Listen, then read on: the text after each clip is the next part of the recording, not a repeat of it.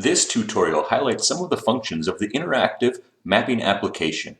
The goal of this web app is to create an informed public when it comes to the population of Eurasian watermilfoil and the management actions being taken to manage it on your system.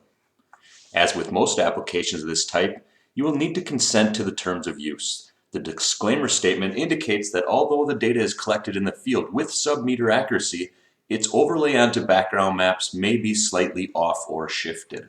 When this web app opens, the Legend tool is active. The layers currently turned on this map are the 2020 Diver-Assisted Suction Harvest Removal areas, the 2020 Herbicide Treatment areas, the 2019 EWM data shown as point-based data and polygon-based data. We will take a few minutes to discuss the EWM mapping data. Onterra's mapping procedure includes collecting of data in two different ways. Point-based occurrences are reserved for single or few plants, clumps of plants, and small plant colonies. When an EWM population exceeds approximately 35 foot in diameter, or 2 boat lengths, the mapping switches to polygon or area-based mapping.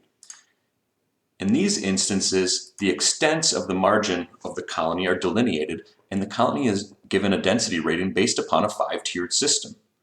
Only the EWM component of the colony is used to determine the density rating. Many colonies, particularly on this system, contain other native plants in these areas, giving folks the impression of greater densities. When there is a discussion of EWM acreage, it is important to note that this metric is derived solely on EWM mapped with area-based methods. Point-based EWM occurrences are marked with symbols, which are most appropriately viewed when zoomed in. This will make more sense when we explore the data. On the top left of the web app is the toolbar, where we can view tools such as the Legend, Layers, Base Map Gallery, Measure, Share, and Print tools. The Layer tool shows all the layers that are in the map. You can see that the 2019 herbicide treatment areas is turned off. You can also see that the parcels layer is turned off and grayed out. This is grayed out because it can only be viewed when zoomed in to a tighter scale. Now we're able to turn the parcel layer on.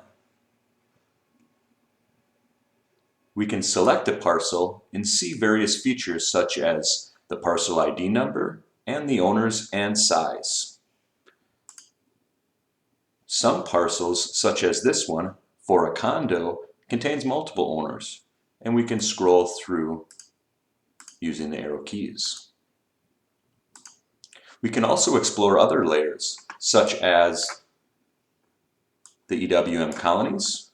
We can select this one, and it shows that it's a dominant colony with an average depth of 7 feet and is about 1/10 of an acre in size. We can also select point-based data, and it will tell us that the depth and the density.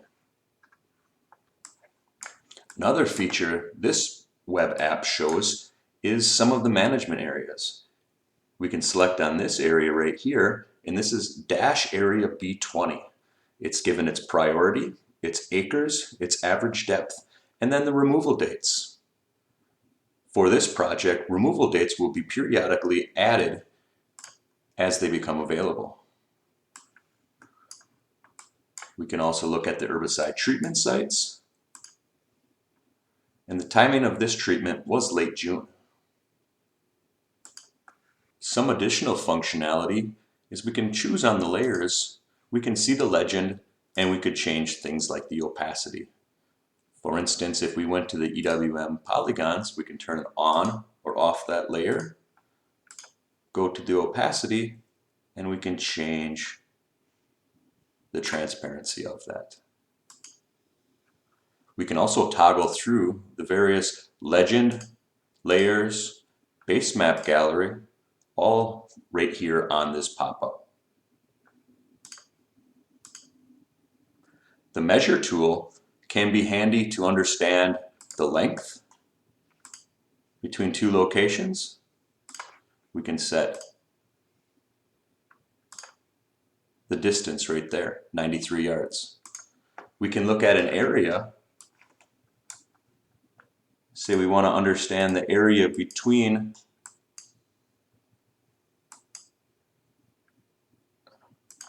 and change this to acres. And that's about 1/4 of an acre. We can also understand the GPS coordinates.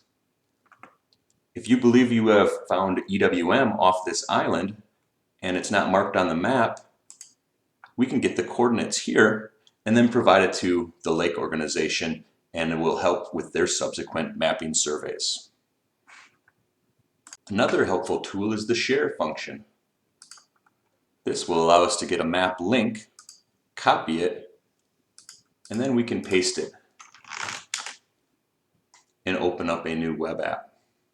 This may be helpful if you are using a web app that's embedded within an organization's website. This will allow you to view it better on a mobile or tablet device. Your individual web app may have more or less functions or layers than this one, so please feel free to explore and enjoy.